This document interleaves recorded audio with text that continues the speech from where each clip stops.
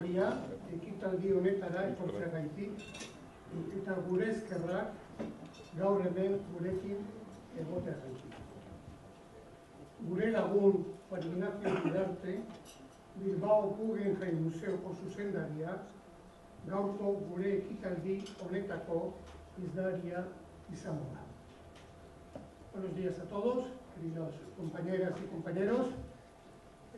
Bienvenidos a un nuevo encuentro de la comercial. Nos celebramos, hemos cambiado un poco el marco del hotel. Por coincidencia de fechas, el habitual de la Ercilla estaba ocupado. Os agradecemos vuestra presencia. Hoy tenemos un magnífico encuentro con una persona de referencia, Ignacio Bidarte, director general del Museo Guggenheim. Sin más, vamos a pasar al protocolo ordinario de este acto. Cedo la palabra a Javier Urizar Barrena, socio de PricewaterhouseCoopers, que patrocina estos encuentros. Gracias, Agustín. Buenos días a todos. Bueno, para PwC seguir asistiendo a los desayunos de la Asociación de Conservadores de la Poesía no podemos faltar, tenemos que estar aquí, y por eso tengo que agradecer a la asociación el que siga contando con nosotros en el patrocinio de los mismos. Bueno, yo conozco a Juan Ignacio, al ponente que hoy nos acompaña desde hace mucho tiempo. Desde que coincidimos cuando él era director general de política fiscal de la Hacienda Foral de Vizcaya y yo era director general de Hacienda de Álava. Y bueno, me estoy remontando a aquellos tiempos en los que tuvimos que participar muy activamente en montar una administración tributaria acorde con los tiempos y con los países de nuestro entorno, ¿no? Y además llevar a cabo un ejercicio competencial importante para montar el régimen tributario que nos estaba demandando la recuperación del concierto económico. Por eso, bueno, yo creo que este es un momento profesional de Juan Ignacio que es poco conocido, pero bueno, yo doy fe de que en la línea de sus actuaciones puso toda la carne en el asador también, y tanto desde el punto de vista técnico como personal, ¿no? Y por eso, bueno, yo creo que también debemos agradecerle a Juan Ignacio esto, y el que, bueno, hoy en día esté al frente de un museo, el museo con mayúsculas, y que nos dé visibilidad también desde sus responsabilidades globales en la Fundación Solomon Guggenheim, ¿no? Tanto para Vizcaya y Bilbao en particular como para Euskadi en general. Bueno, a mí me toca hablar, ya sabéis, ya conocéis todos mi libro, y mi libro acaba de salir hace un par de días, o sea que está fresquito, ¿no? Por lo tanto voy a hablar del informe de coyuntura de PwC, ¿no? Bien, y para ello voy a hacer un extracto de lo que del mismo se desprende, ¿no? El 63% de los encuestados considera que la zona euro no se dirige hacia una nueva recesión, ¿no? Y señalan como principales causas por las cuales las economías desarrolladas no empiecen a despegar de forma importante, y por este orden el fuerte endeudamiento tanto público como privado, el alto desempleo estructural y la falta de estrategia clara por parte de los gobiernos de la zona. Bien, circunscribiéndonos al Estado español, el Producto Interior Bruto de España para el Instituto Nacional de Estadística va a situarse en una tasa intelectual de crecimiento del 1,2%. Y bueno, pues a pesar de que la comparación, en la encuesta que nosotros realizamos, la comparación con el trimestre anterior, parece que hay un cierto enfriamiento en relación con ese suave despegue que se estaba produciendo, el 85% de los encuestados sigue opinando que esa tasa intelectual de crecimiento sí que puede ser real, sí que puede producirse para finales de este año, y que incluso puede mejorar para el año que viene. En ese sentido, el 85% de los encuestados considera que esta tasa de crecimiento interanual para el año que viene podría situarse en el 1% o en el 2%, ¿no? Con lo cual se está poniendo de manifiesto una tendencia hacia la mejoría del Producto Interior Bruto y por lo tanto de la economía del país, ¿no? En relación con las causas por las cuales el Producto Interior Bruto no termina de crecer vez más el 85% de los encuestados consideran que este es un problema de demanda esperada que es incapaz de tirar de un incremento de la producción. En cuanto a la situación económico-financiera de las empresas y de las economías familiares, considera la encuesta que, que esta se sitúa en una situación regular. En esto ha mejorado, puesto que anteriormente la situación o la calificación era de malo, y además existe una perspectiva, o pone de manifiesto una perspectiva hacia la mejoría para dentro de los próximos meses. El Banco Central Europeo situó la tasa de interés de intervención en el 0,05% en el mes de octubre, y a la pregunta de dónde podría situarse esto en los próximos meses, los encuestados consideran que esta se va a seguir manteniendo a lo largo de este ejercicio y posiblemente en el siguiente. En cuanto a la cotización euro-dólar, en el mes de octubre esta se situó en 1,26 dólares y el 62% de los encuestados consideran que a final de año podrá estar entre el 1,20 en el 1,20-1,25 dólares, lo mismo que también para el año 2015. Por lo cual, bueno, pues la encuesta está poniendo de manifiesto que se va a seguir manteniendo esta bajada en la cotización que se ha producido y que tanto pueden ayudar a nuestras exportaciones. Las exportaciones, según el 92% de los encuestados, así como las condiciones de competitividad, consideran que se van a seguir manteniendo, que incluso pueden mejorar a lo largo de los 6 meses. En cuanto al IPC, a septiembre cerró, como todos conocéis, en el 0,2%, y la gran mayoría considera que esta puede estar a finales de año entre el 0,5% y el 1%, y que esta situación se va a seguir manteniendo a lo largo del próximo año. En este sentido, el 74% de los encuestados considera que en la zona euro, existe un cierto riesgo de entrar en un escenario de deflación similar al de la economía japonesa. Y nada más, bueno, esto es lo que yo he extractado. De todas maneras, si queréis profundizar en el informe de coyuntura, no tenéis más que acudir a nuestra página web www.pwc.com. Nada más, eskerrik asko, y cedo la palabra a Agustín. Gracias, Javier. Como veis, hoy tenemos entre nosotros a Juan Ignacio Vidarte, director general del Museo Guggenheim Bilbao. Como sabéis, nació en Bilbao, es licenciado en nuestra querida Universidad Comercial de Deusto, es alumni, pertenece a la promoción del 78. Tenemos el placer de contar entre nosotros con la presencia de su mujer, Arrate Ojanbule, también alumni nuestra, más joven. Porque Arrate es de la promoción de 1984. Parece que el flechazo no se dio en la escalera de mármol de nuestra querida universidad, o sea que también es bastante lógico.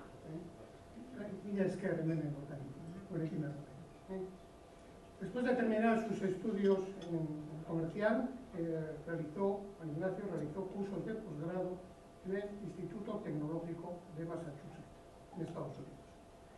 La primera etapa de su vida profesional la desarrolló en la Diputación Foral de Vizcaya. Primero, como director director del Instituto de Estudios Territoriales, en los años 86, 87 y 88. Luego pasó a ser director general de Acción Territorial y en el año 89 fue nombrado director general de Política Fiscal y Financiera de la Diputación de Vizcaya. Ahí fue cuando, en ese tiempo, fue cuando le conocí yo a Juan Ignacio, que en aquellos tiempos andaba por la Federación de Cajas de Ahorro Vasco-Navarras, y la verdad es que hace bastantes años, por ahí es donde yo le conocí a Juan Ignacio. En 1992 es designado director del consorcio del proyecto Guggenheim Bilbao, responsable de la construcción e instalación del museo en Bilbao. El 18 de diciembre de 1996 es nombrado director general del Museo Guggenheim Bilbao por el patronato de su fundación, cargo que simultanea desde octubre de 2008 con el de director general de Estrategia Global de la Salomon Guggenheim Foundation. Bajo su gestión, el museo ha recibido numerosos premios y galardones desde su apertura en octubre de 1997. Ha publicado numerosos artículos e impartido conferencias acerca del funcionamiento del museo, su impacto económico con el denominado efecto múltiple. A destacar la ponencia de Bilbao Effect en la Cámara de Comunes británica. También ha participado en distintos foros estatales e internacionales. Y desde septiembre de 2008 participa habitualmente en la Cumbre de Liderazgo Creativo Global que se celebra anualmente en Nueva York. Juan Ignacio ha elegido como título de su ponencia el papel del Museo Guggenheim Bilbao en un singular proceso de transformación. Tras la intervención de Juan Ignacio, nuestro decano Guillermo Doronsoro moderará el posterior coloquio. Os rogamos que nos hagáis llegar aquellas preguntas que consideréis pertinentes para ir organizando el posterior coloquio. Sin más, Juan Ignacio, tuyo.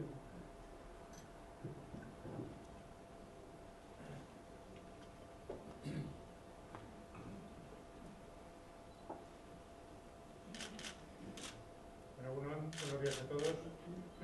Muchas gracias por su presencia y gracias, por supuesto, a Lumi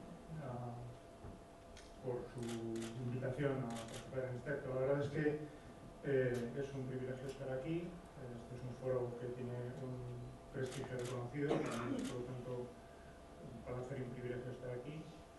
Y además, bueno, es algo obligado porque cuando me llamó Agustín para plantearme esta posibilidad, pues lógicamente no me pude negar, primero porque es el presidente de nuestra asociación, de la que formo parte desde que acabé la carrera, y además porque es amigo, de la misma manera que Javier Urizarrarena también, ¿no? Creo que una de las ventajas que tiene tener una trayectoria profesional larga es que eso da la ocasión de cultivar amistades con personas con las que en principio tienes simplemente una conexión profesional, y desde luego ese ha sido el caso de Agustino y Javier. Por lo tanto, para mí, además de un privilegio, es un placer estar hoy aquí para hablar de un proyecto que tiene un cierto, es un poco de reto el hablar de un proyecto tan conocido como este y intentar aportar algo nuevo. Por lo tanto, pues asumo este reto con ese componente de complicación. Por otro lado, es un proyecto muy especial para mí, es un proyecto al que he dedicado más de 2/3 partes de mi vida profesional y por lo tanto pues me hace a mí ilusión poder hablar de él. Pero este es un proyecto que yo creo que para intentar entenderlo bien, se han dicho muchas cosas muchas veces sobre este proyecto, muchas veces se ha hablado de él de una manera muy simplista, y algo que es fundamental en este proyecto para entenderlo bien es su complejidad. Es un proyecto que tiene sentido en la medida en que es un proyecto complejo, un proyecto que articula y que se articula sobre muchas variables. Es un proyecto que buscó y ha buscado desde su origen un posicionamiento diferencial a través de la creación de un activo que pudiera suponer una ventaja comparativa dentro de una estrategia de refuerzo de la competitividad de una ciudad, Bilbao, y del país, de Euskadi. Y esto es de esto es de lo que se trata con este proyecto. Es claramente un ejemplo de cómo una actuación y una infraestructura cultural puede servir como elemento de transformación, ¿no? Digo que es un proyecto complejo porque lo es tanto desde el punto de vista interno, es un proyecto que se articula sobre diferentes variables. Nosotros siempre lo hemos concebido en el museo como una ecuación que tiene 3 variables. Pivota sobre un edificio, que sin ninguna duda es un elemento singular en su arquitectura como proyecto. Un edificio que desde el principio se quiso que tuviera una importancia, una presencia arquitectónica equiparable a la calidad que después iban a tener sus contenidos. Esto fue una apuesta que en su momento también fue objeto de polémica, no era algo tan habitual. Hubo gente, y todavía la hay, que consideraba que la mejor arquitectura para un museo era una arquitectura que buscara no la espectacularidad, sino la neutralidad, digamos, que no compitiera o que no tuviera el riesgo de competir con los contenidos. Nosotros, sin embargo, hicimos una apuesta en un sentido contrario, creemos que el edificio podía aportar un valor añadido fundamental para las posibilidades de éxito de este proyecto. Una segunda variable, lógicamente, de esta ecuación son los contenidos, que en el caso del museo se plantearon siempre con un enfoque diferente a lo que pueden ser los contenidos habituales en un museo, una colección permanente que va a ser compartida, con una visión del funcionamiento del museo que buscaba fundamentalmente crear una institución con una identidad propia, con un gran dinamismo en cuanto a su programación. Y en tercer lugar, un elemento fundamental de esta ecuación que muchas veces se olvida porque es quizá lo menos visible, pero luego tiene importancia sustancial, que es un modelo de gestión que como museo supuso una innovación en los modelos de gestión de instituciones culturales no solo en España, sino en Europa, un modelo de gestión muy orientado hacia el visitante que pretendía articular o agrupar elementos híbridos de experiencias del mundo anglosajón frente al mundo europeo. O sea que es un proyecto complejo desde el punto de vista de su articulación interna, pero también lo es desde el punto de vista de lo que supone como referencia externa. El museo surge en un momento que la mayor parte, no todos quizás nuevamente, pero la mayor parte de los que estamos aquí recordaremos, unos momentos de profunda crisis, no solo económica, una crisis que trascendía lo económico para Euskadi y para Bilbao específicamente. Este proyecto se empieza a desarrollar en el año 1991. Hacía solo 3 años, por ponernos en el contexto histórico, hacía solo 3 años se había producido el cierre de la astilla Euskalduna, que en el año 88, que supuso un punto de inflexión realmente que vio a lo que estaba siendo una deriva negativa de la situación económica y la situación urbana económica en Euskadi y urbana en la ciudad de Bilbao. Por tanto, en el año 91, que es cuando este proyecto se inicia, la ciudad y el país, yo diría, se encontraba en una situación de profunda crisis económica, pero una crisis que afectaba ya, que trascendía más allá de los aspectos más allá de lo meramente económico, que empezaba a afectar a las propias sensación de identidad de la ciudad y del país, de las propias cuestionamiento de las posibilidades reales de futuro. En aquellos tiempos no estaba claro que el futuro iba a ser mejor que el pasado, más bien estaba claro lo contrario. Y yo recuerdo, quizá algunos de vosotros también lo recordaréis, como en aquella época, finales de los 80, principios de los 90, prácticamente todas las noticias que aparecían en los medios de comunicación en relación con la situación de Bilbao, la situación de Euskadi, eran noticias negativas. Y en una situación y en un entorno así, de profunda crisis, surge este proyecto que forma parte de un plan, que es un proyecto que no nace aislado, por supuesto, que nace como parte de un plan mucho más amplio, un plan estratégico, en primer lugar. Este proyecto surge porque se consideraba ya entonces que en el proceso de transformación de Bilbao la cultura y el refuerzo de la centralidad cultural de Bilbao tenía que jugar un peso fundamental, era una de las 8 prioridades que se definían en aquel plan, estoy hablando de principios de los años 90. Forma parte de un plan mucho más amplio de inversión pública en infraestructuras, que había empezado antes, mucho antes de este momento, y que afortunadamente ha continuado después. Hay que tener en cuenta, por ejemplo, que el primer elemento sustancial de ese plan de transformación en infraestructuras fue la limpieza del saneamiento de la ría.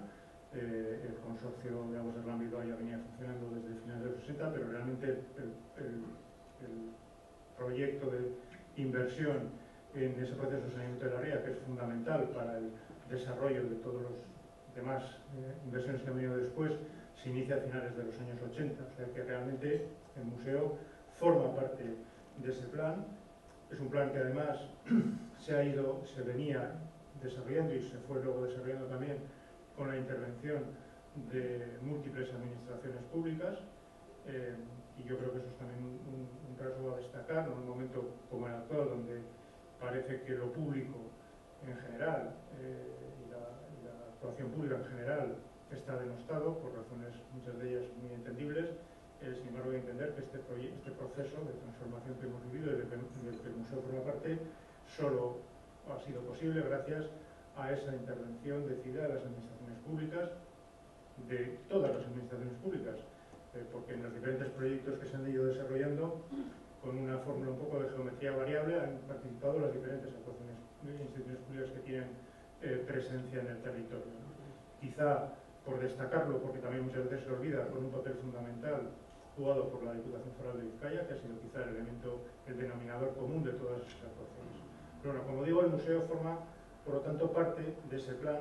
Creo que he pasado aquí un poco demasiadas parte de ese plan. Y dentro de ese plan el museo lo que aporta es una actuación ambiciosa, una actuación innovadora, que lo que pretende es hacer posible, siendo un elemento del plan, lo que pretende es hacer posible que los demás partes de ese plan ocurran. De esa forma nosotros siempre hemos pensado que el museo, el papel del museo dentro de este plan es el de ser un catalizador, ¿no? Una reacción química donde hay un elemento que no solo forma parte de esa reacción química, sino que además hace posible que el resto de los elementos que componen esa fórmula química interactúen, ¿no?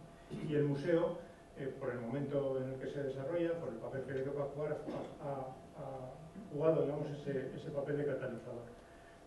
Por eso, y esto lo digo porque muchas veces parece que hay como una divergencia en cuanto a cómo, si la importancia, si todo el efecto, eso que se ha venido a denominar el efecto Guggenheim Bilbao, todo es el museo, o el museo es simplemente una parte más del plan. Mi opinión es que el éxito del museo, el éxito de los resultados alcanzados por el museo, no serían entendibles si el museo hubiera sido una actuación aislada. Sería una enorme, eso para mí sería un enorme error de concepto el pensar que eso es así. Pero por otro lado, también hay que tener en cuenta que el éxito que ha tenido el proceso de transformación, ese proceso de transformación que se ha vivido en Bilbao a lo largo de estos últimos más de 20 años, solo se entiende en la medida en la que ha contado como un elemento fundamental en la propia existencia del museo. Estas fotos que aquí aparecen, que aquí han ido apareciendo, dan un poco idea de ese proceso de transformación, ¿no? La primera que veíamos, la foto en blanco y negro, no es que es una foto más o menos de esa época, de la época de los años 90, cuando el museo se inicia. No es que la he elegido porque sea particularmente buena o particularmente mala, es que es muy difícil encontrar fotografías de Bilbao, del conjunto del ensanche de Bilbao de aquella época. Y no es raro, porque no era un momento en el cual hubiera mucha demanda para fotografías de Bilbao. Si vemos, sin embargo, cómo ha evolucionado Bilbao y esta zona concreta de Bilbao, Abandibarra, en el cual se ubica el museo, pues vemos que la transformación ha sido muy profunda en un periodo de tiempo que personalmente y humanamente es largo, y a mí sobre todo se me nota, pero desde el punto de vista de la historia de una ciudad es un periodo que es prácticamente cortísimo, ¿no? En prácticamente 10-15 años el proceso de transformación que se ha vivido en Bilbao ha sido extraordinario. El museo, por lo tanto, en ese proceso ha jugado un papel, como digo, yo creo que muy importante. Como museo tuvo que asumir una serie de objetivos muy diversos en su concepción y en su desarrollo, más allá de los que le corresponderían como una institución estrictamente cultural. Y en ese sentido el museo es un ejemplo, una referencia de lo que puede dar de sí la utilización instrumental de la cultura como una variable de desarrollo, un proceso de desarrollo, de transformación. Aspecto este que en su origen también y en los años de origen del proyecto no fue muy entendido, hubo mucha gente que lo cuestionó, si era legítimo que la cultura se utilizara de una manera instrumental, pero es lo que en este caso subyace en la filosofía de funcionamiento de este proyecto, la utilización de la cultura como una variable más de desarrollo. Y en ese sentido, además del objetivo, lógicamente, de crear en Bilbao una institución cultural de primera línea internacional, además de ese objetivo, se le planteaban al museo el objetivo de ser o de contribuir como factor de regeneración urbana en la transformación de una determinada zona de Bilbao, una zona marginal en aquel momento, la zona que luego se denominaba Abandibarra, y transformar esa zona marginal en un espacio de oportunidad, que es el que hoy es, en el que hoy estamos, además servir de apoyo en la revitalización del tejido productivo, ayudando a la diversificación de la estructura económica en unos momentos de una crisis profunda. Además, y quizá más importante, aunque es posible que tenga menos, sea más difícil de medir, pero yo creo que quienes vivimos aquí creo que compartimos la sensación de que además de estos efectos como elementos de transformación urbanística, de revitalización económica, el museo ha tenido, hay uno muy importante que es un efecto, si se quiere, psicológico o social, de refuerzo de la autoestima, en unos momentos en los cuales esa situación de crisis económica había derivado en una situación de profunda crisis, yo creo que de identidad.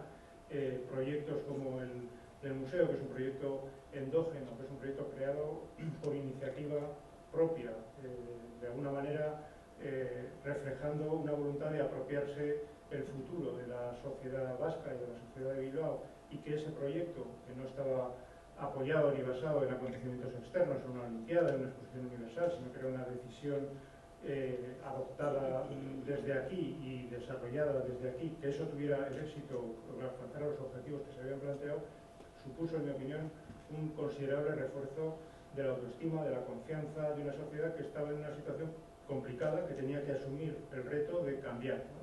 Pero todos sabemos que el cambio en las personas y en las instituciones, el cambio siempre es complicado, ¿no? Siempre el dicho castellano de que más vale malo conocido que bueno por conocer se nos aplica a todos. Eso también vale, yo creo, que en las sociedades, por lo tanto yo creo que es muy importante en esos procesos donde el cambio es necesario que pueda haber referencias positivas que ayuden a vencer esos miedos. Voy a dar dos cifras simplemente para que nos hagamos una idea de en qué medida algunos de esos efectos se han ido consiguiendo a lo largo del tiempo. Por ejemplo, y en relación con cómo ha ayudado el museo a proyectar en el mundo la imagen de Bilbao, la imagen de Euskadi. Bueno, pues estas cifras que voy a dar aquí son simplemente una aproximación, pero que reflejan en 8 países concretos, que son los 8 países de principal origen de nuestros visitantes, España, Francia, Estados Unidos, Inglaterra, Alemania, Holanda, Italia, Portugal. Es una cuantificación de las noticias aparecidas en la prensa escrita de esos 8 países en un año, en concreto el año pasado. Y esto es, digamos, es una cifra que se repite de una manera bastante constante a lo largo de estos 17 años. Estamos hablando de que aparecieron el año pasado 20.000 noticias en estos medios en relación con la actividad del museo. De estas 20.000 noticias se estima que llegaron a un total de unos 4.000 millones de lectores. La estimación económica, no tenga mayor importancia esto, pero la estimación económica de lo que sería el impacto publicitario de estas noticias, repito, estamos hablando solamente de un año y solamente de 8 países, estaríamos hablando de 30 millones de euros al año. Si hubiéramos querido tener una presencia por la vía de la publicidad en esos medios de comunicación, hubiéramos tenido que invertir esos 30 millones de euros. Pero bueno, que nos quedemos con la idea de que 4.000 millones de lectores en el mundo el año pasado tuvieron noticias de algo que estaba pasando en Bilbao asociado a la actividad de una institución cultural como es el museo. Desde el punto de vista económico, por ejemplo, por dar otro dato de en qué medida ese efecto o ese objetivo de ayudar en ese proceso de transformación y de revitalización de la economía, lo que ha podido suponer el museo en estos 17 años, pues hasta finales del año pasado, es un indicador que medimos anualmente, pero hasta finales del año pasado, hasta finales del 2013, se estima que el impacto económico directo en la economía del País Vasco de la actividad del museo, o sea, el gasto directo que ha ocurrido en la economía del País Vasco como consecuencia de la actividad del museo, que no se hubiera producido en caso de que el museo no hubiera funcionado, se estima en 3.500 millones de euros en esos 16 años, lo cual supone, para estas cifras nos vayan un poco en la cabeza, pero para hacernos una idea, esto supone que estamos hablando de algo más de 40 veces la inversión que fue necesaria para construir el museo y para dotarlo de la colección. De estos 3.500 millones, aproximadamente 500 millones son ingresos fiscales adicionales que se han generado para las haciendas locales de Euskadi, de Bizkaia, de Álava y de Gipuzkoa, como consecuencia de esta actividad económica. Y esto, en términos de recuperación de la inversión, teniendo en cuenta que la inversión necesaria para poner en marcha este proyecto fue una inversión pública, 100%, supone que el periodo de recuperación de esa inversión se produjo en algo menos de 3 años, porque para una inversión pública es una cifra llamativa. Bueno, a lo largo de estos 17 años, desde que se inauguró, el museo se inauguró en octubre del año 1997, el museo ha ido funcionando, intentando cumplir esos objetivos definidos en el año 1991 y ha intentado ser fiel a lo que son las señas de identidad que se marcó entonces. Me refiero a estos objetivos definidos en el año 1991 porque yo creo que esto es algo que no se pone muchas veces de manifiesto, porque yo creo que es importante. Este es un proyecto que antes de que fuera aprobado y refrendado por parte de las instituciones que lo aprobaron, el Gobierno Vasco de la Diputación de Vizcaya, con el apoyo luego del Ayuntamiento de Bilbao y por toda la Fundación Guggenheim, fue un proyecto que se sometió a un estudio de viabilidad. Se hizo un estudio de viabilidad previo a esa decisión, y en ese estudio de viabilidad, que es del año 1991, publicado en el año 92, se definen muy claramente los objetivos que se pretendía que el museo alcanzara. Afortunadamente, en muchos casos, son objetivos que la realidad ha desbordado en positivo. Pero lo importante, y muchas veces esto se olvida, cuando se piensa que el museo ha sido casi una especie de carambola, que el museo ha generado unos resultados que a todo el mundo han sorprendido porque nadie se los esperaba. Bueno, yo creo que esto no es verdad. Es decir, es verdad que el museo ha generado unos resultados por encima de las expectativas, pero todos y cada uno de los resultados que el museo ha generado, todos los ámbitos en los cuales el museo ha generado resultados tangibles, en materia de rehabilitación urbanística, en materia de regeneración económica, en materia de proyección de imagen, en materia de transformación de la personalidad de la propia ciudad de Bilbao. Todos esos aspectos estaban detallados, escritos, y se pueden leer en ese estudio de viabilidad del año 1991, o sea, de hace 25 años.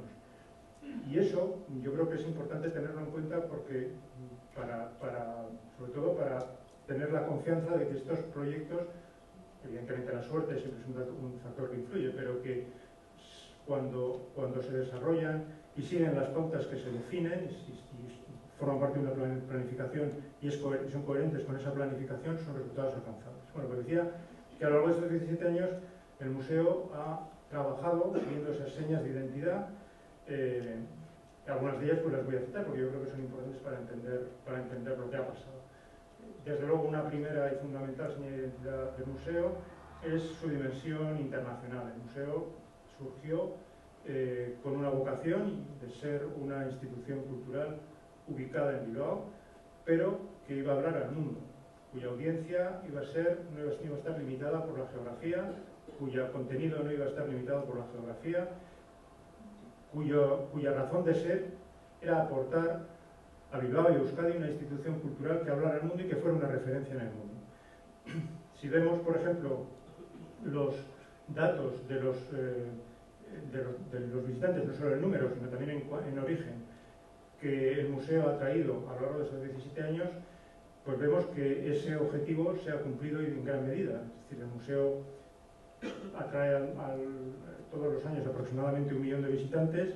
De ellos, entre aproximadamente un poco más de 2/3 partes son extranjeros, porque vienen de fuera de España.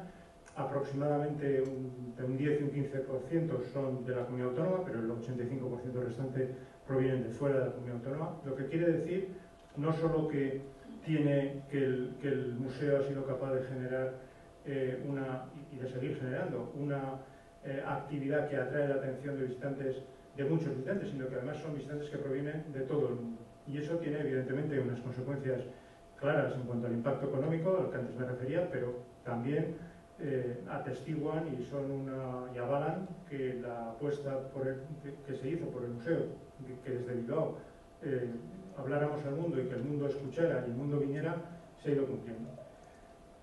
Hasta ahora, pues el museo ha tenido prácticamente, desde que se inauguró, 16 millones, casi 800.000 visitantes. El año pasado tuvimos 931.000, o sea que todos los años andamos en torno al millón. ni en arriba ni en abajo, pero yo traigo este dato también para destacar otro factor, y es el hecho de que a veces también se nos olvida. 931.000 visitantes en una institución que está en una ciudad que tiene aproximadamente 300 y pico mil visitantes de derecho en Bilbao. Se supone que todos los años vienen a Bilbao, visitan el museo, una cifra que es casi 3 veces la población del municipio en el que se encuentra. Esto es un dato muy poco habitual en el mundo, y es lo que explica, al margen del volumen, es lo que explica también el efecto que este volumen de visitantes que vienen a Bilbao fundamentalmente por el museo, que deciden quedarse por lo menos un día más como consecuencia del museo, lo que genera ese impacto en la ciudad es precisamente esa desproporción, en este caso es positiva. Un segundo aspecto que es fundamental, y una seña de identidad que es fundamental, que explica también lo que el museo ha conseguido y lo que el museo es el concepto de entender que el museo es un proyecto asociativo. El museo es un proyecto que solo se entiende en la medida en que seamos conscientes de que ha sido posible gracias a la asociación. El museo parte casi de una premisa que es de intentar hacer de la necesidad virtud. Bilbao Euskadi quería tener una institución cultural que hablara al mundo, que tuviera una presencia en el mundo, evidentemente siendo conscientes de nuestra pequeñez en el ámbito mundial, de la limitación de nuestros recursos. Ese era un objetivo inalcanzable, actuando de una manera unilateral, pero sin embargo se vio que precisamente reconociendo esa imposibilidad, si éramos capaces de trenzar alianzas y de tejer esas redes, esto podía ser posible. Y por eso el museo, como digo, pues está basado en ese principio asociativo, desde su concepción, en su desarrollo y en su gestión actual. En su concepción, este es un proyecto que surge en el año 1991 como consecuencia de un acuerdo entre dos partes que prácticamente no podían ser más distintas. 3 instituciones públicas por un lado, una institución privada sin ánimo de lucro por el otro, 3 instituciones públicas vascas, una institución cultural norteamericana con sede en Nueva York, por lo tanto 2 culturas totalmente diferentes, la pública y la privada, la americana y la europea, 2 instituciones todas firmantes de este acuerdo, ninguna de ellas representadas por su gobierno central, sino todas públicas y privadas, pero trabajando en ámbitos distintos, o sea que casi una combinación imposible, pero sin embargo yo creo que precisamente esa divergencia y el que ambas partes hayan sido conscientes de lo que cada una puede aportar a esa relación ha hecho que la relación no sea débil, sino que sea más fuerte, ¿no? Y ese embrión, ese principio asociativo ha estado presente en el desarrollo y está presente también en la propia gestión del museo hoy. El museo tiene una estructura de funcionamiento mixta, está gestionado por una fundación donde hay una presencia pública y una presencia privada, y una presencia pública de las 3 administraciones vascas, gobierno, diputación y ayuntamiento, y hay una presencia privada. Por ejemplo, en el patronato del museo tenemos 24 representantes privados de las instituciones privadas, 3 de las instituciones públicas y una representación de la propia Fundación Guggenheim. Y por lo tanto, desde ese punto de vista, el funcionamiento es un modelo de funcionamiento híbrido, como antes decía, que ha intentado integrar en la gestión elementos procedentes de lo que puede ser la tradición de la gestión de las instituciones culturales del modelo más anglosajón, donde la presencia pública es prácticamente inexistente, junto con elementos del modelo europeo, donde la presencia pública es absolutamente mayoritaria. En nuestro caso hemos intentado buscar un camino intermedio. Ese concepto, esa idea de la asociación como base de la relación está también presente en nuestra relación, entre la relación del museo con la Fundación Guggenheim de Nueva York. Nosotros funcionamos en red. La Fundación Guggenheim es una institución que tiene su base en Nueva York, que tiene 2 museos, un museo en Nueva York y un museo en Venecia, tiene la relación con el Museo de Bilbao y en este momento se está desarrollando un 4.º museo en Abu Dhabi. Pero esta es una relación, la relación entre el Museo Guggenheim de Bilbao y el Museo Guggenheim de Nueva York es una relación que nosotros, en red, que nosotros siempre hemos visualizado como una constelación. No se ha huido siempre del modelo de la relación en red en el cual, digamos, el paradigma pudiera ser un sistema planetario en el cual hay un sol del que irradia la luz y hay planetas que reciben esa luz. En nuestro caso, el modelo de funcionamiento es más el modelo de una constelación, donde lo que hay son diferentes estrellas. Cada estrella tiene su propia luz, unas brillan más en unos momentos, otras brillan más en otros, pero no hay una única estrella que irradie la luz a los demás. Y esa relación de funcionamiento es un modelo innovador, es un modelo que hace 20 años no existía en ninguna otra institución cultural del mundo. Hoy es un modelo que algunas otras instituciones del mundo la empiezan a adaptar también, porque es una forma de posibilitar tener una presencia en un mundo cada vez más globalizado, de tener una presencia efectiva en ese mundo. El museo tiene una estructura de funcionamiento que tenemos una plantilla, estamos en torno a las 90 personas, y en las actividades del museo hay, en relación con los otros museos Guggenheim y fundamentalmente con el Guggenheim de Nueva York, hay determinadas áreas que tienen una relación horizontal intensas, fundamentalmente áreas relacionadas con los contenidos, por ejemplo, con la educación, con la programación, y hay otras áreas que, porque funcionan con ámbitos de mucho mayor, con un contexto diferente, pues funcionan con unos niveles de separación mucho mayor. O sea, hay niveles de integración en áreas en las cuales las economías de escala tienen sentido, como pueden ser estas que antes comentaba, y otras donde no se produce este fenómeno. Respecto a los elementos que antes decía, que el museo ha buscado ser una institución que tiene una identidad propia muy clara. La identidad se basa en una serie de aspectos, lógicamente. El primero es el de su propia colección, su propia programación. Este es un museo que siempre nació con la vocación de ser un museo que generara una experiencia irrepetible, porque todos los museos son así. No hay un museo que tenga que funcione que lo que busque sea la repetición de una experiencia que se puede tener en otro. Por eso, las críticas que en su momento pudo haber al museo en relación con el sistema de la franquicia, incluso el cliché fácil, es decir, el Guggenheim o el McGuggenheim, eran críticas que partían de una base de absoluta incomprensión de cuál era el principio real de funcionamiento de una institución como esta y el valor añadido que esto aporta. Es decir, el modelo de repetición, el modelo de franquicia en ese sentido, no tiene ningún valor en un museo. La franquicia, el valor de la franquicia es precisamente la repetición, es precisamente el ser capaz de que en cualquier lugar del mundo alguien se pueda tomar una hamburguesa que sepa igual, y eso tiene un valor, porque en determinados momentos puede haber gente que eso sea lo que quiera. En un museo, el museo lo que el visitante espera es una experiencia, y la experiencia por definición tiene que ser diferente a la que puede tener en otros lugares. Por eso, aunque compartamos el apellido, el Museo Guggenheim Bilbao busca generar experiencias distintas de las que se pueden tener en el Museo Guggenheim de Nueva York o en el Museo Guggenheim de Venecia. Y eso lo hemos intentado hacer por varias vías. Evidentemente, el contenido del museo es un contenido que ha pretendido siempre tener un gran dinamismo en cuanto a su programación. Nuestra programación está compuesta de otros museos, de una parte de colección permanente y una parte de exposiciones temporales, con obras que vienen de otros museos.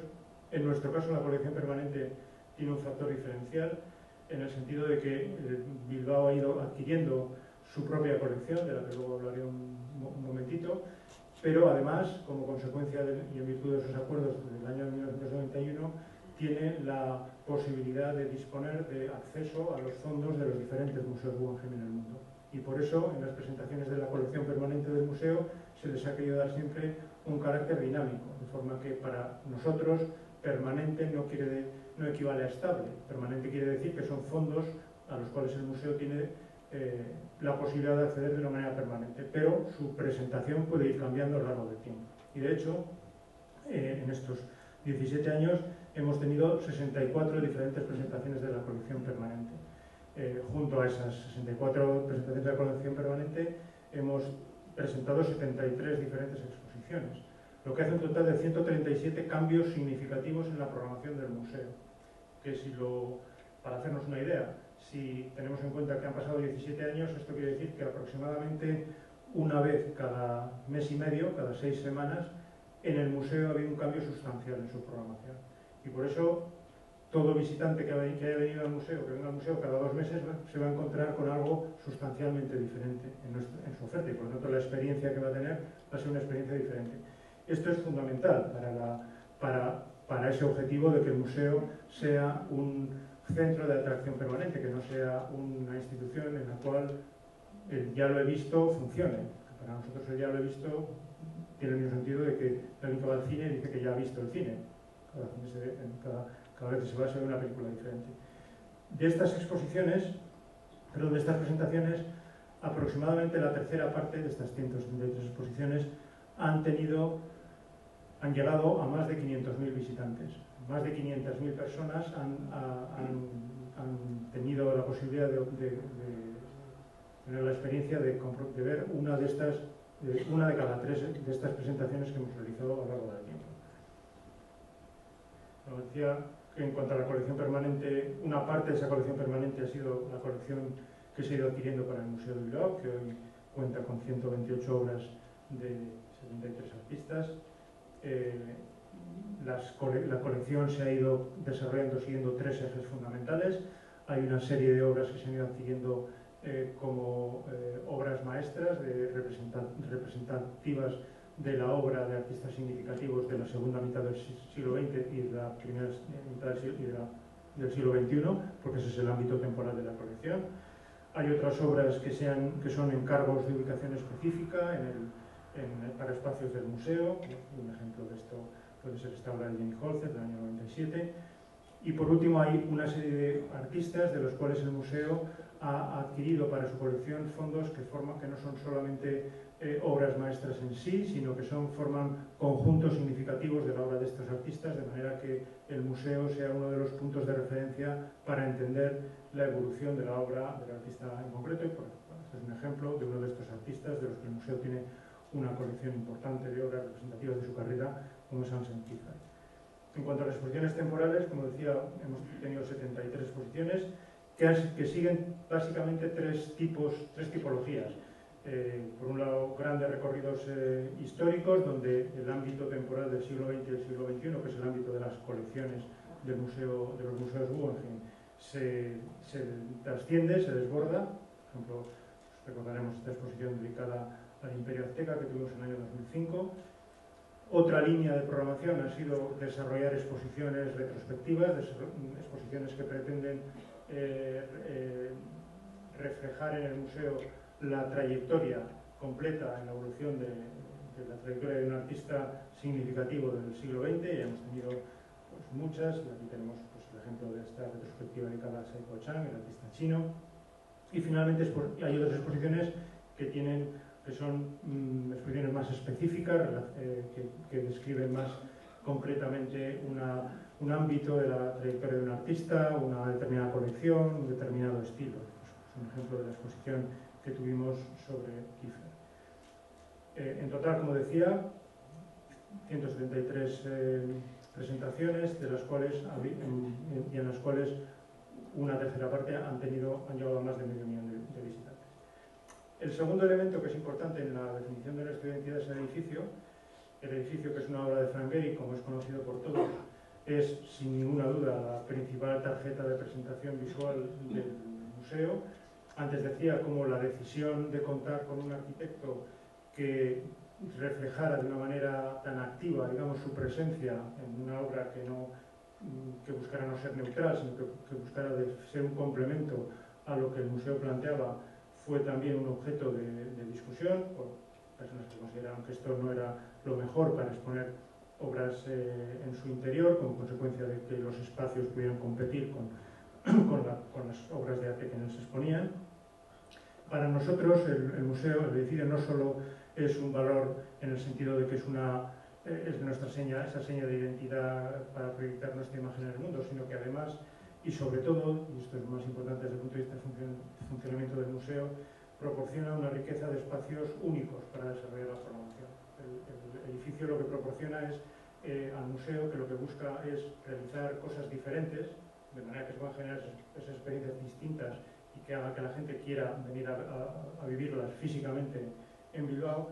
Lo que proporciona es una gran riqueza de espacios. El museo tiene tres tipologías de salas, de espacios. Hay unas salas muy clásicas, muy tradicionales, hay unas salas que reflejan más la arquitectura del propio museo y hay unas salas muy singulares, como es el caso, por ejemplo, de la sala 104, que es donde se encuentra en este momento la materia del tiempo de Richard Serra. Y lo que hemos intentado nosotros desde el principio ha sido hacer el mejor uso posible de esto, que para nosotros es una ventaja comparativa, que son los espacios.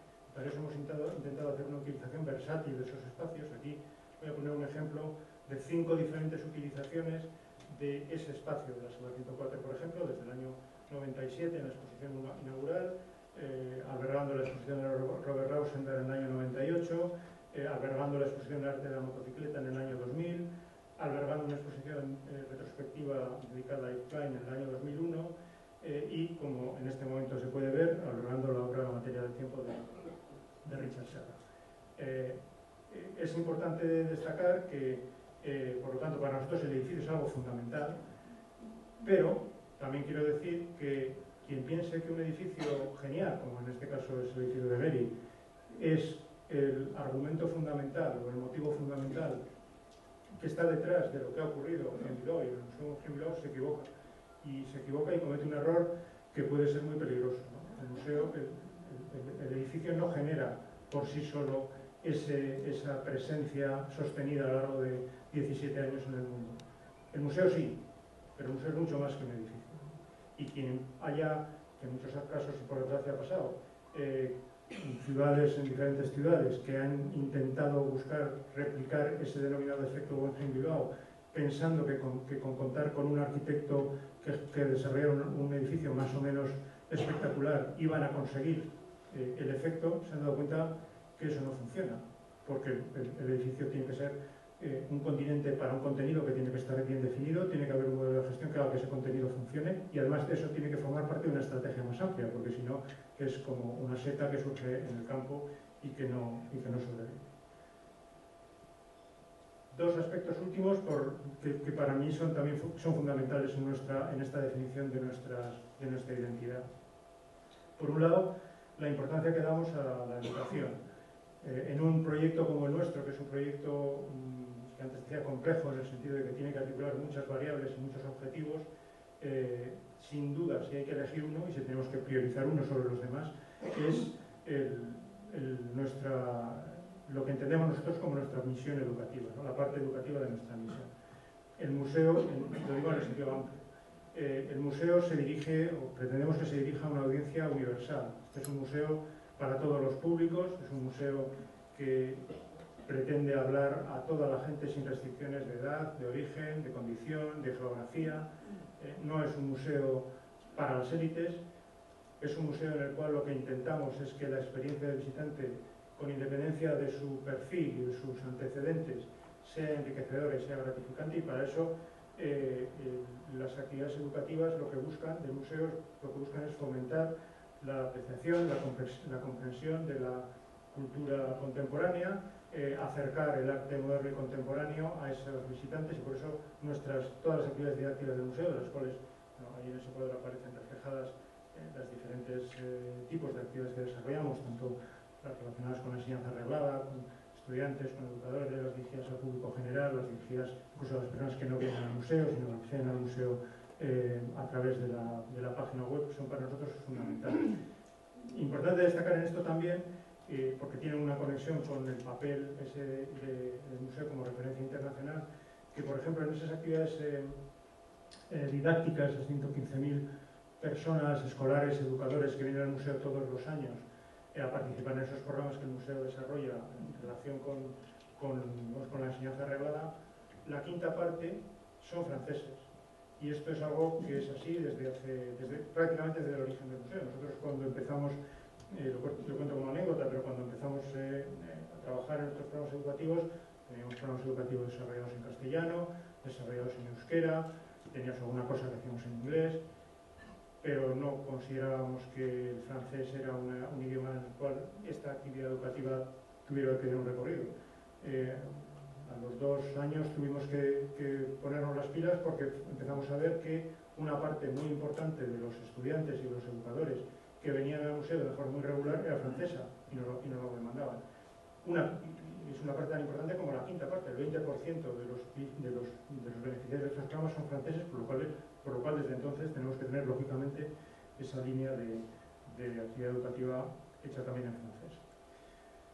Y el último elemento de nuestra identidad, que antes lo he citado un poco, pero que es el que suele pasar más desapercibido, porque lógicamente lo que está en el sustrato de todo lo demás, lo que se ve menos, pero lo que es fundamental para que todas las demás partes del sistema funcionen, es un modelo de gestión diferencial. El museo ha intentado desarrollar un modelo de gestión muy centrado en el visitante. Para nosotros el visitante es el punto de referencia de nuestra actividad, muy centrado en intentar garantizar que nuestro funcionamiento, con las claves de ambición y con los objetivos que tenemos, sea sostenible en el tiempo. Para ello hemos intentado buscar unos niveles importantes de apoyo social sostenido a lo largo del tiempo, intentando vertebrar el museo con la comunidad más cercana, y buscando no solo el apoyo financiero que esto supone, sino además, incluso más importante, tejer esa red de apoyo que un museo necesita para poder funcionar. En ese sentido, nosotros tenemos programas dirigidos tanto a las personas individuales, a las personas físicas, a través de nuestros programas de amigos, de miembros individuales. El museo tiene en este momento cerca de 16.000 amigos en sus diferentes categorías que suponen un apoyo fundamental para el museo, con unos índices de renovación y de fidelidad pues en torno al 90%, lo cual supone que es un compromiso que se va repitiendo y manteniendo a lo largo del tiempo, y ya llevamos, como digo, 17 años. De la misma manera,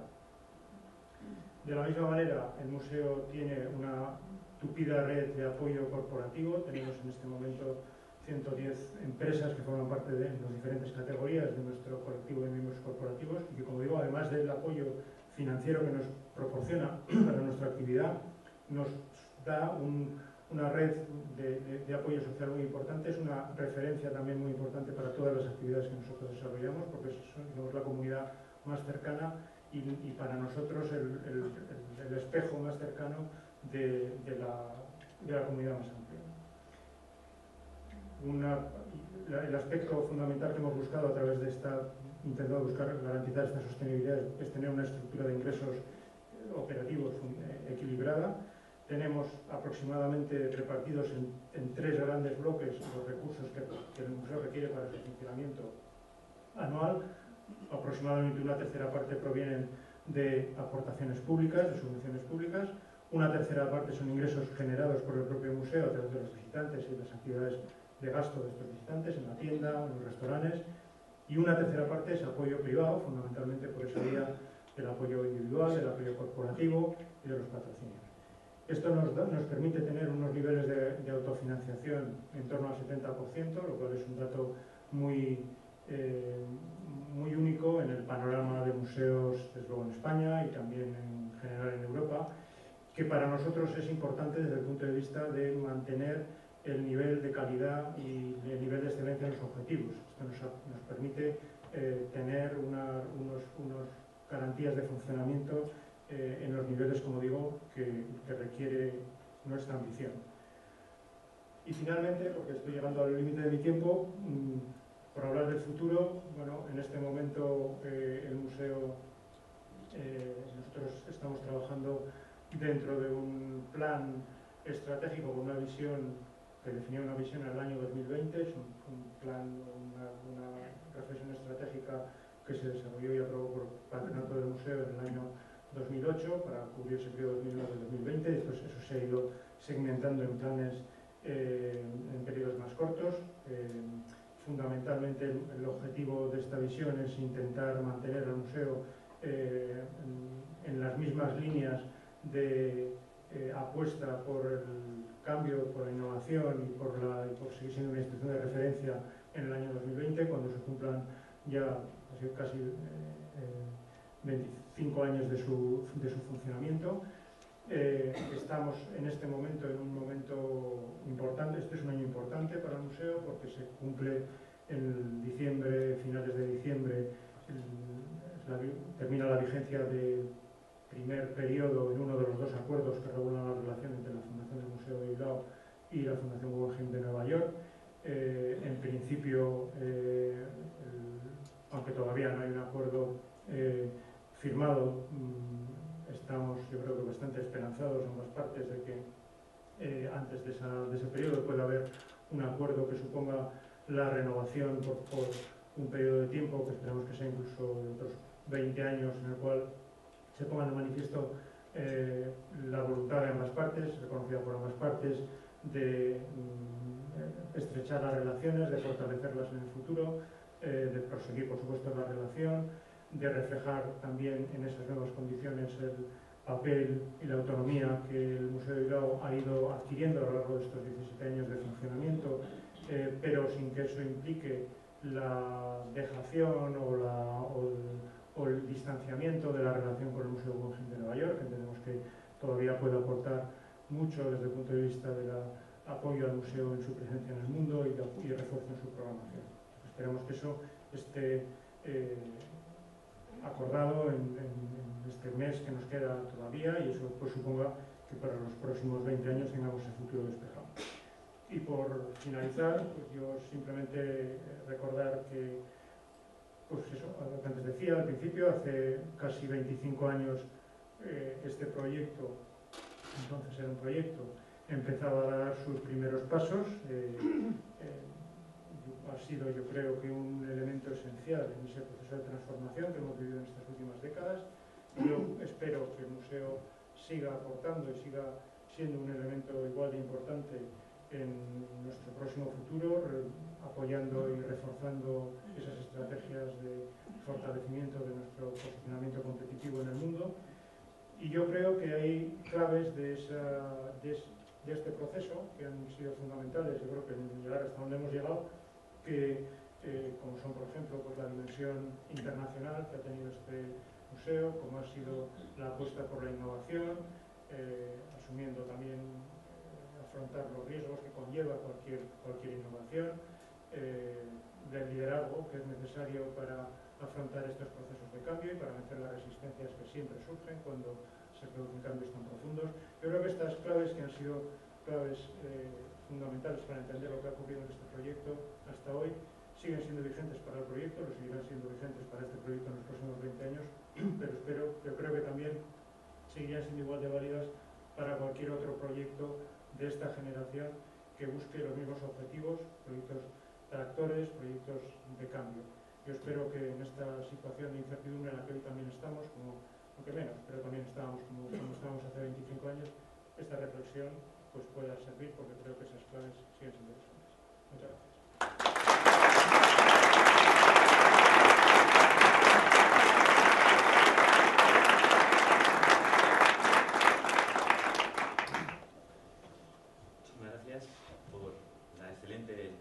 Charla y por las excelentes imágenes que le han acompañado. La verdad es que has elevado el nivel de las presentaciones con esa magnífica presentación.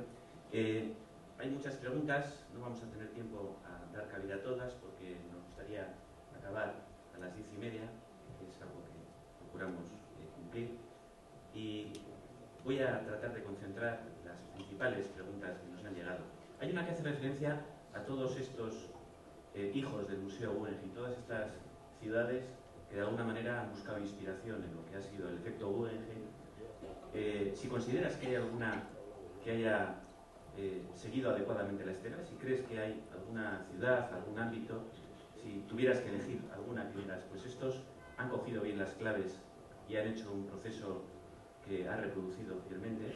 Y también si ves estas nuevas, tanto los nuevos proyectos que van surgiendo dentro de la franquicia Guggenheim, como has citado Venecia y Abu Dhabi, o estas nuevas iniciativas que tratan de reflejar el espíritu del Guggenheim, si lo consideras que son competidores o si colaboras con ellos.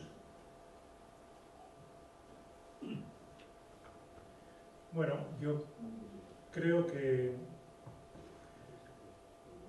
bueno, yo por un lado, casi por responder negativo, creo que ha habido muchos casos en los cuales, por no entender bien lo que significa y lo que ha significado el denominado efecto Guggenheim-Bilbao, muchas ciudades, yo creo que han adoptado estrategias equivocadas, digámoslo así, ¿no? Sin citar ninguna. Yo creo fundamentalmente, antes lo decía, porque creo que se ha interpretado de una manera muy banal lo que suponía el proyecto, el caso de Bilbao. Creo que se ha intentado ir por lo más fácil, entre comillas, que es el contar con un arquitecto de prestigio, hacer un proyecto sin tener suficientemente reflexionado cuáles eran los contenidos, cómo se articulaban esos contenidos con el resto de la estrategia de desarrollo de la ciudad, en qué medida eso iba a ser sostenible, iban a haber apoyo suficiente para poder tener estructuras de funcionamiento sostenibles. O sea, que yo creo que ha habido muchos casos equivocados. Yo estoy seguro que ha habido casos positivos, probablemente los más positivos serán los que han entendido mejor el proyecto y han sido menos miméticos. Por lo tanto, quizá por eso sean los que menos conozcamos hoy. Yo creo que probablemente sean quienes realmente han visto que en el caso de Bilbao lo que era fundamental contar con una estrategia definida, con una planificación ordenada, con los recursos suficientes para hacer frente a las ambiciones que se tenían.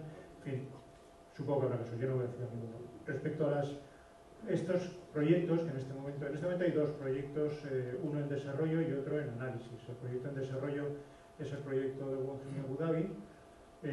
Bueno, este es un proyecto en el cual la Fundación Guggenheim está involucrada desde hace 7 años.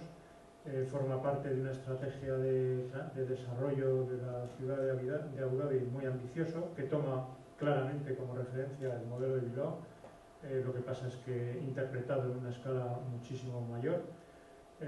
Yo creo que es un caso muy interesante, es un caso en el cual nosotros estamos trabajando, no lo vemos para nada como competitivo, al revés, será cuando el museo esté inaugurado puede ser un elemento de apoyo y luego por dos motivos. Primero, porque va a reforzar esa estructura de red o esa constelación de la que antes hablaba. Uno de los problemas que tiene esa estructura hoy es que es demasiado bilateral. Realmente en esa constelación hay 3 estrellas.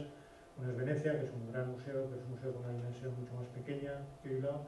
Luego está Bilbao y luego está Nueva York. Entonces, claro, Bilbao tiene una dimensión espacial mayor que el Museo de Nueva York. Tenemos un nivel de visitantes un poco parecido, un poco por debajo del Nueva York, pero un poco parecido.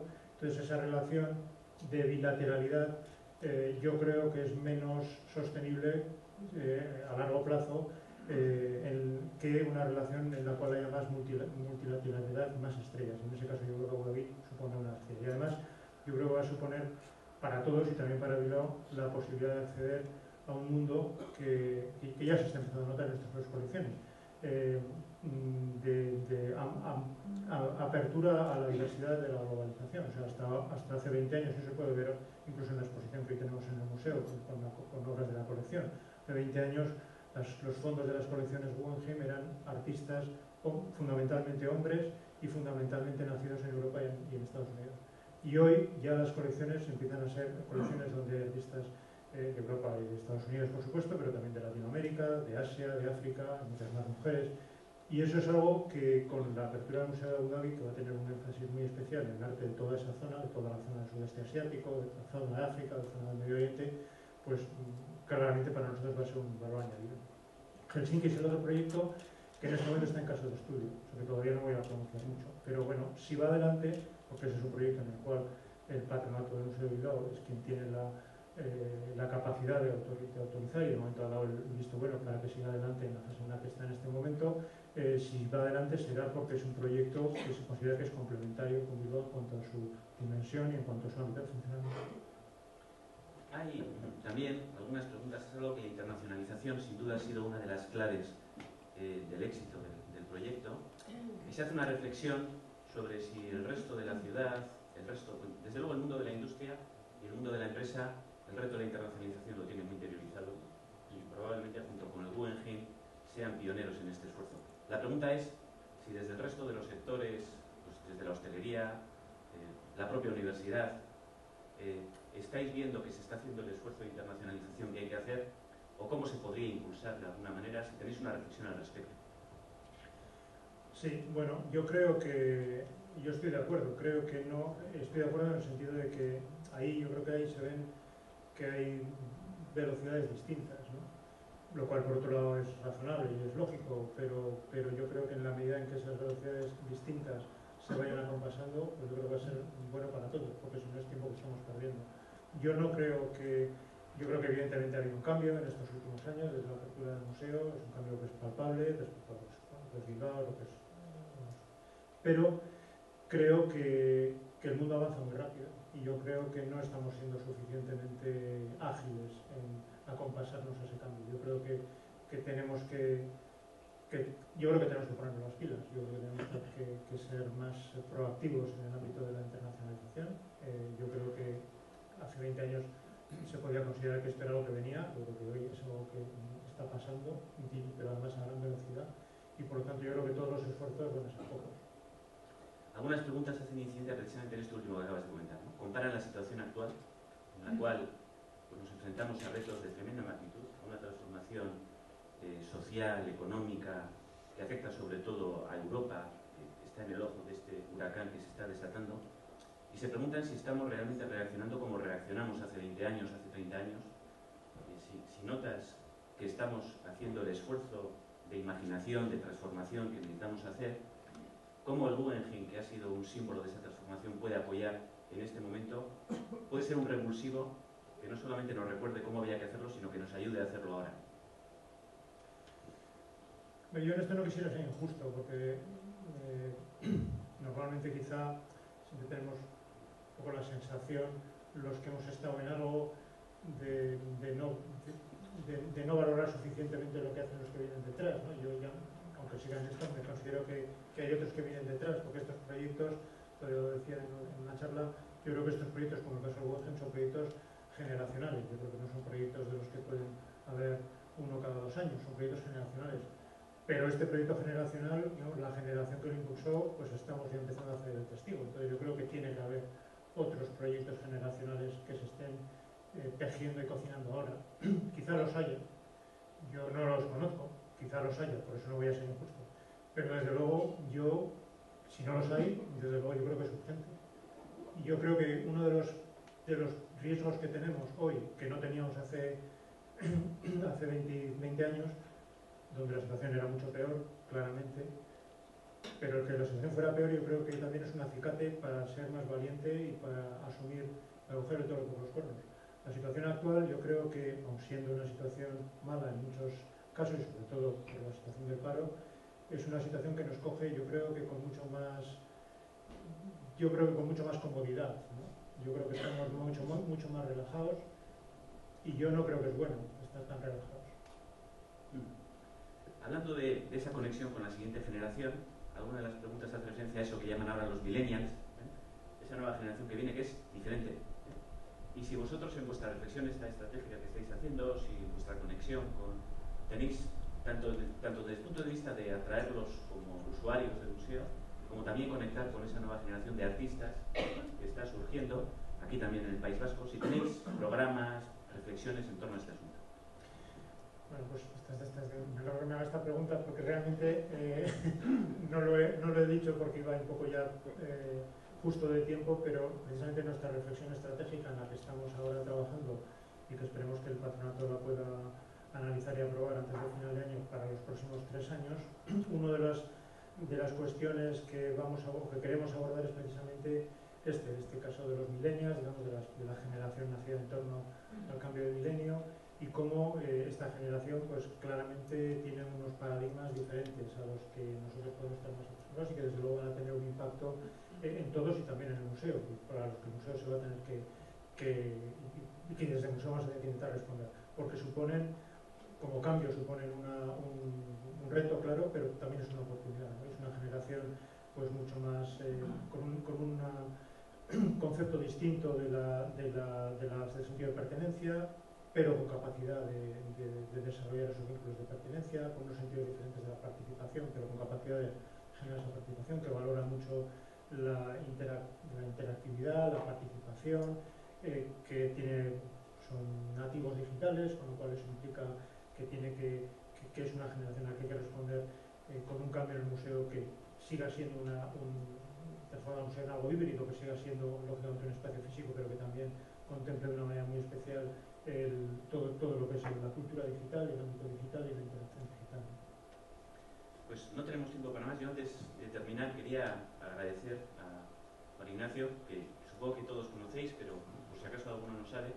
Sabéis que uno de los retos que tenemos en Deusto Business School es la internacionalización y el lanzamiento de la educación ejecutiva, y la verdad es que en esto hemos tenido un apoyo muy directo y una gran ayuda de la Fundación Guggenheim aquí en Bilbao, que nos ha ayudado a hacer una alianza internacional con la Fundación Guggenheim de Nueva York y con la New York University. Tenemos un programa de International Leadership Program in Visual Arts Management, gestión de artes visuales, que es uno de nuestros programas insignia en cuanto a su tremenda internacionalización. Todos los alumnos vienen de los diferentes países del mundo, transcurre en Nueva York, en Bilbao, en Abu Dhabi, y es cuando vienen a valorarnos y cuando en estos momentos estamos pasando las últimas fases de la acreditación internacional, es uno de los ejemplos que nos permite demostrar cómo estamos trabajando en la internacionalización de la universidad. O sea que muchísimas gracias, Juan Ignacio, porque es una contribución de muchísimo valor. Bueno, estamos encantados de hacerlo, porque eso yo creo que es otra actuación. Este es un proyecto asociativo y desde luego tener la conexión con la universidad y facilitar en ese sentido el desarrollo de este trabajo en la universidad es parte de nuestra misión. Yo creo que estaremos todos de acuerdo que es una gozada, por utilizar una expresión amigable. Un compañero nuestro, un alumno de la comercial, con esta humildad que siempre le caracteriza a Juan Ignacio, los que le conocemos bien a lo largo de su trayectoria profesional, nos haya brindado esta extraordinaria presentación por esa proyección de futuro y esa demanda de que necesitamos también, la sociedad vasca de Bilbao necesita nuevos proyectos generacionales. El mundo sigue, algunos nos hemos hecho ya un poco viejos, y es fundamental que las nuevas generaciones, entre ellas las nuevas generaciones de alumnos de la comercial, también puedan empujar nuevos proyectos. Antes de acabar, quería anunciaros que con este encuentro con Juan Ignacio finalizamos las actividades de encuentros y almuerzos correspondientes a este ejercicio 2014. Sin deciros que estamos en la Junta Directiva trabajando con mucha intensidad para que el año 2015 seguir no solo manteniendo el listón, sino trayendo gente y proyectos de interés en un año que va a ser crucial. En el año, vamos a vivir 2 años cruciales, el 2015, desde el punto de vista del alumni. El 2015 es el año de la fusión dentro del Deusto Business Alumni, y el año 16 es el centenario de nuestra universidad comercial, a la cual ya vamos a llegar con Deusto Business Alumni. Anunciaros que hay un acuerdo importante de los 4 alumnis sobre los nuevos estatutos, el nuevo reglamento de régimen interior. Nuestra idea es convocar la Junta de Delegados inmediatamente después de Navidades, en la parte final de enero, y nuestra idea es que este año las asambleas generales sea una asamblea general ordinaria acompañada de una asamblea general extraordinaria que aprobará esta integración y esta fusión entre Deusto Business Alumni. Lo vamos a adelantar y lo haremos inmediatamente después de la semana de Pascua. Entonces os pido vuestra colaboración, vuestro apoyo en este momento tan importante de cambio en el que estamos. Y sin más, con un fuerte aplauso, vamos a agradecer a Juan Ignacio.